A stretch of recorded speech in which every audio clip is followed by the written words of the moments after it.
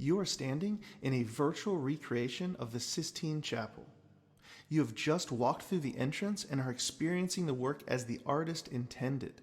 This is how it was first seen by the people of Rome in December 1512. In our time, roughly 20,000 tourists a day are herded through this room, entering from a small door on the altar wall and exiting through a side door that will be installed in the 19th century.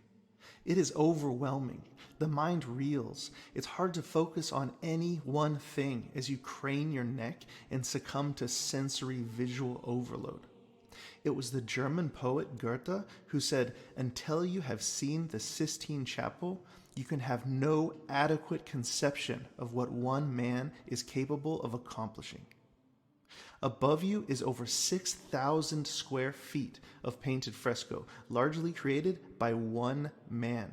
A man who didn't even want this job. Michelangelo Buonarroti, at age 33, was considered the greatest living sculptor after his creation of statues like the Pietà and the David.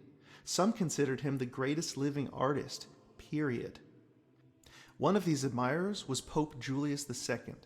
His uncle, Sixtus, had built this very chapel that bears his name when he was pope.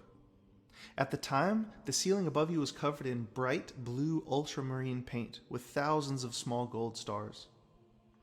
Pope Julius decided that he would add to his uncle's chapel and decorate its ceiling. He convened his Vatican artists to devise a plan.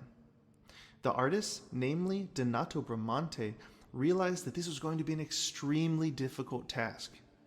He told Julius that he should award the ceiling commission to Michelangelo, the young sculptor from Florence.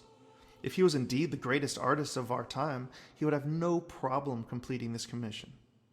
Unfortunately for Michelangelo, but fortunately for us, the Pope was convinced. All Bramante and his artist friends had to do was sit back and watch Michelangelo fail.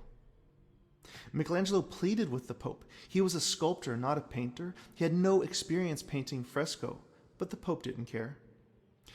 So Michelangelo fled Rome, and the Pope sent an envoy to hunt him down and bring him back. When he refused, the ambassador said he would either decorate the Pope's ceiling or risk the invasion of Florence, his hometown. Needless to say, back then you didn't say no to the Pope.